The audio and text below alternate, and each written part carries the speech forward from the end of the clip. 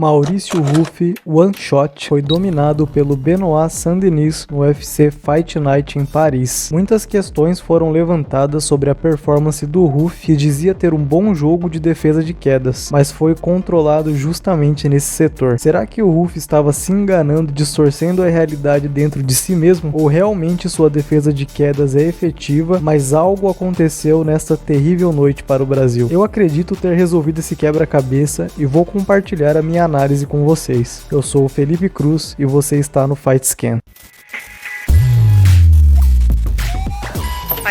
Todo fã de MMA sabe que a Fighting Nerds é a equipe do momento. Todos os holofotes estão voltados para os seus principais representantes, e isso nos ajuda a entender o momento em que Ruff estava. Muita expectativa, muita autoconfiança e essa lastreada em resultados reais. Essa luta seria o seu passaporte para mostrar que veio para estar entre os grandes nomes da divisão. Já o seu adversário veio numa situação oposta. Saint-Denis, apesar de vir de uma vitória, estava com 2 derrotas nas rodadas anteriores. Dito isso, se ele quisesse vencer, precisaria lutar de forma cerebral e sem cometer erros. E foi exatamente isso que ele fez.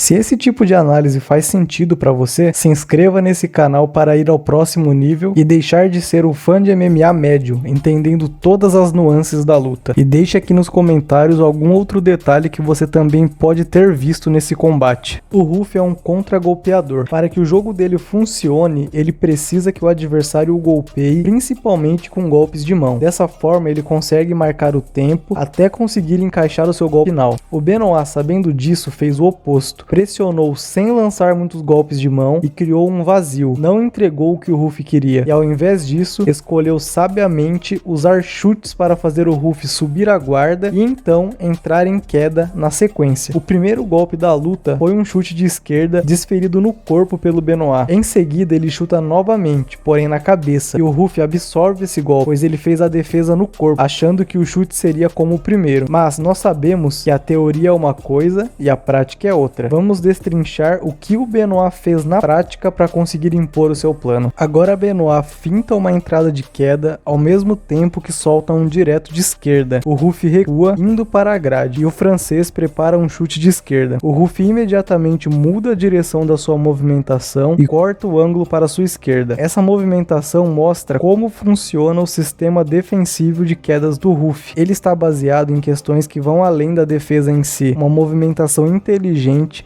que tira o tempo de entrada de queda e faz com que o adversário tenha que resetar o seu bot. É como se estivéssemos vendo uma versão beta de algo muito interessante que está em desenvolvimento. Ainda no início da luta, o Saint-Denis executa uma entrada de queda baixinha e o Ruff defende muito bem. Ele faz um sprawl colocando a pressão na cabeça do Benoit e tirando o equilíbrio dele, mas o francês sobe para o nível da cintura e pela primeira vez no combate vemos essa pegada no body lock, o que dificultou muito a vida do Ruff. Esse tipo de queda não depende tanto de explosão ou de timing certo para pegar, ele só precisa se aproximar e grudar, diferente das quedas iniciadas pela perna, que necessita de mais precisão na entrada. O Ruff é quedado e começa a ser controlado no chão. Depois de alguns minutos, ele aproveita que o Saint-Denis abre um espaço ao começar a golpear e então explode, girando para ficar de pé. Ele segura a perna esquerda do Benoit para aproveitar o impulso da rotação e tirá-lo das suas costas, mas o Saint-Denis faz o seat belt e trava sua perna no abdômen do Ruff para continuar conectado na posição. O Ruff começa a se preparar para levantar, mas o francês solta as mãos para criar um ângulo em que possa golpear. Nesse momento, o Ruff se levanta, lateralizando as costas para a sua esquerda, fazendo com que o Saint-Denis escorregue e perca a pegada nas costas. Nesse momento da luta, para mim, o Ruff fez uma má escolha. Estando por cima numa posição de vantagem, ele escolhe não aproveitar e prefere levantar para resetar a trocação. O Saint-Denis outra vez desfere o chute alto de esquerda e em seguida entra nas pernas do Ruff, que consegue defender. Agora, com os dois em pé e sabendo qual a estratégia do francês,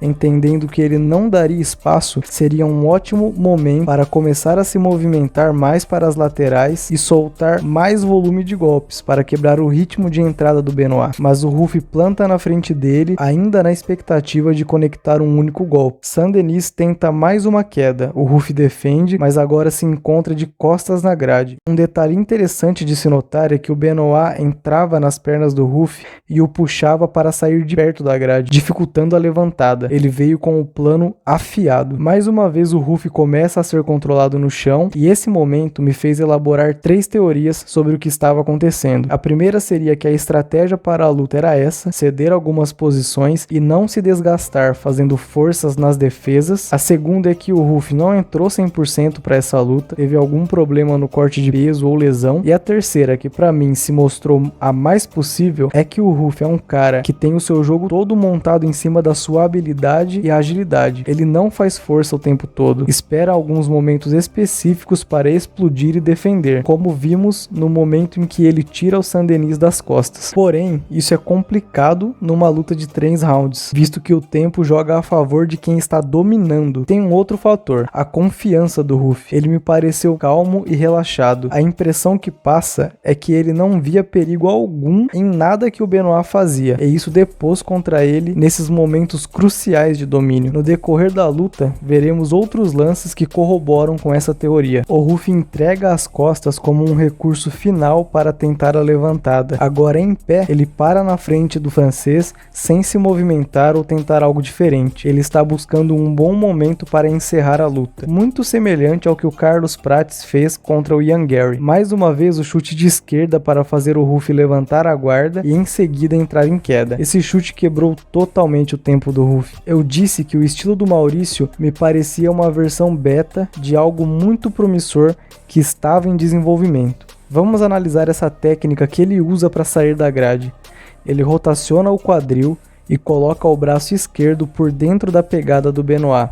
Dessa forma ele quebra a pegada antes de chegar na grade e estando lá, rotaciona com facilidade. Isso aqui, com os ajustes certos, é uma arma muito boa e diferente. No momento você está de costas na grade e numa fração de segundos quem está nessa posição desfavorável é seu oponente. E novamente, com o Ruff em pé, sua aposta é num único golpe, sem aproveitar o bom momento para pontuar ou até mesmo machucar com volume de golpes. Mas é compreensível, pois o seu estilo é esse, ser certeiro e não jogar golpes no vazio. Porém o Benoit não estava dando o que ele queria, não entregava sequência de golpes ou jabs e diretos isolados. O Saint-Denis só lançava golpes que servissem de cortina de fumaça para mascarar as suas entradas de queda. No final do round, o Ruff está de costas para a grade e novamente vemos o chute de esquerda e a entrada de queda.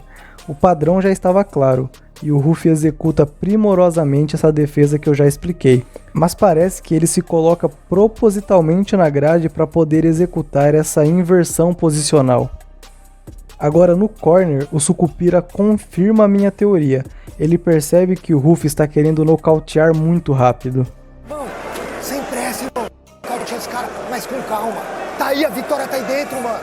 O segundo round se inicia com o francês pressionando e mantendo-se na estratégia, lançando seu chute de esquerda para criar uma oportunidade de entrar em queda.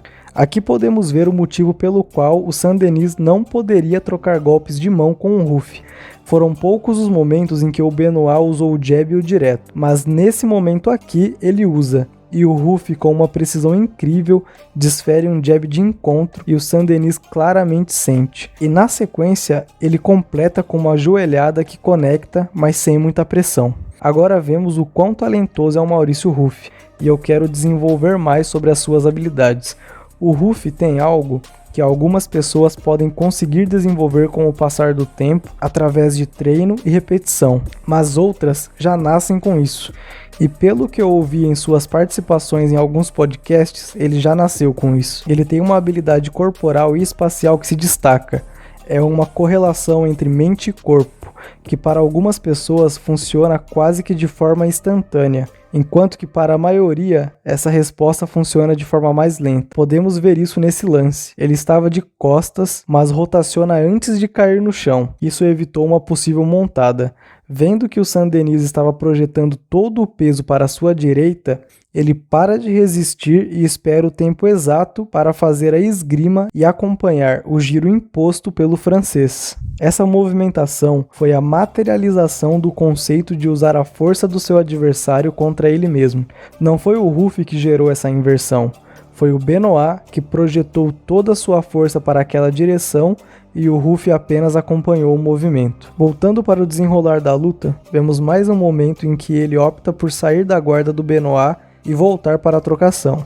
Uma estratégia um pouco precipitada no meu ponto de vista, se formos levar em conta que ele já havia perdido o primeiro round e que o Saint-Denis já havia deixado claro que não iria trocar golpes. Agora, de costas na grade, novamente defendendo uma queda, me pareceu que o Ruff já estava um pouco desgastado. Saint-Denis consegue mais uma queda e durante o giro, o Ruff tenta tirar a sua mão esquerda, mas ela fica presa nas costas. Uma situação terrível. Mais uma vez, o Saint-Denis ganha as costas e fecha o cadeado. O Ruff parece entregue, sem esboçar muita reação. Após abrir o caminho com alguns golpes, o Benoit encaixa um estrangulamento pegando o queixo e colocando pressão, até que o Ruff dá os 3 tapinhas.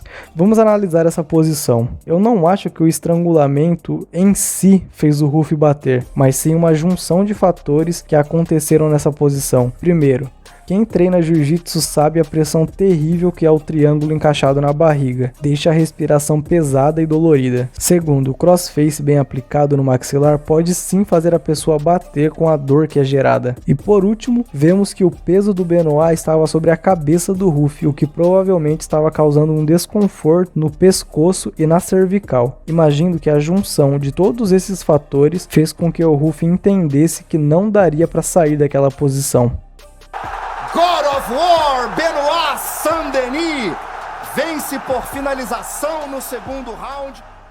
Mas calma que o vídeo ainda não acabou. E agora? O que eu posso dizer sobre a performance do Ruff? Ficou claro para mim que o Ruff perdeu para ele mesmo. Na minha opinião, o excesso de confiança junto com a vontade de acabar com a luta rápido foi uma combinação muito maléfica para o Maurício Ruff nessa noite. Porém, não ignoro a possibilidade de uma lesão ou algo do tipo. Continuo achando que o Ruff tem um futuro brilhante se ele fizer os ajustes certos e olhar para a direção correta. Não vi essa luta de forma totalmente negativa. O Saint-Denis executou um bom plano de jogo, mas não o vejo sendo um lutador melhor que o Ruff. Como eu disse, para mim, o Ruff perdeu para si próprio. Espero que ele siga o exemplo do Prats e corrija o que precisa ser corrigido para voltar como um lutador de MMA completo. Se você chegou até aqui, com certeza está deixando de ser apenas um transeunte do MMA. Comenta aqui qual a sua opinião, se você concorda ou discorda da análise, que eu quero ver o ponto de vista de vocês sobre esse combate. Se inscreva no canal, curta o vídeo para auxiliar o meu trabalho e até o próximo esquema.